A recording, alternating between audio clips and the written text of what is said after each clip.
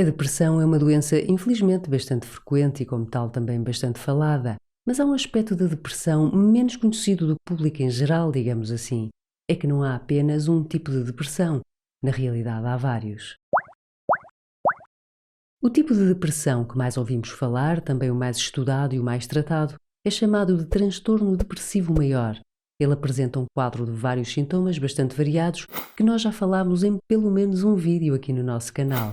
Podem encontrar o link na descrição se quiserem ver. Mas podemos referir os dois sintomas mais frequentes, que é o sentimento de tristeza, uma sensação de vazio ou falta de esperança e também a perda de interesse ou prazer em realizar atividades que a pessoa anteriormente gostava de fazer. E não podemos deixar de referir que os sintomas têm de trazer um forte sofrimento e prejudicar a pessoa em vários domínios da sua vida, como por exemplo o profissional, o pessoal, o social, há pelo menos 2 semanas. Além de todos os sintomas, neste tipo de depressão é muito importante estarmos atentos a algumas características que variam de pessoa para pessoa e de situação para situação, ou seja, há alguns aspectos que devem ser investigados e especificados porque são essenciais, sobretudo para o tratamento. Por exemplo, é importante distinguir se a pessoa apresenta características psicóticas, ou seja, se apresenta algum tipo de delírio ou alucinações, se a pessoa permanece sem se mexer a maior parte do tempo, se a pessoa só teve um ou já teve vários episódios depressivos, ou se esses episódios acontecem só em determinadas alturas do ano,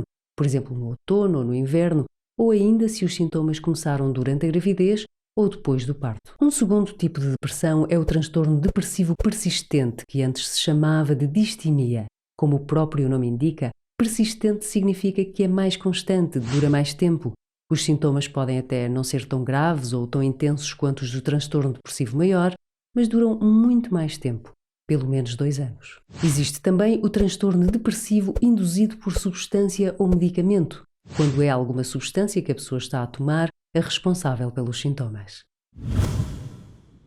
Desde o DSM-5, e para quem não sabe, o DSM é o nome de um dos manuais que se usa para classificar as doenças mentais, que vai na 5ª versão, o transtorno disfórico pré-menstrual passou a ser um diagnóstico oficial.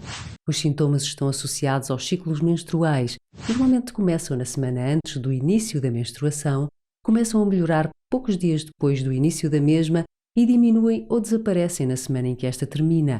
E isto acontece na maioria dos ciclos menstruais há pelo menos 1 ano. O DSM-5 também trouxe um novo diagnóstico, o transtorno disruptivo da desregulação do humor, caracterizado sobretudo por explosões de raiva, violência verbal ou comportamento agressivo em crianças e adolescentes. Estamos a falar de idades entre os 6 e os 18 anos. Ainda nesta 5ª versão do DSM, separaram os transtornos bipolares dos transtornos depressivos. Apesar disso, resolvi referi-los aqui, especialmente porque muitas pessoas com estes transtornos ficam bastante tempo em episódios depressivos e é também durante esses episódios que tendem a procurar ajuda. Assim, existe o transtorno bipolar tipo 1, mais grave, onde a pessoa tem episódios de mania e também depressivos.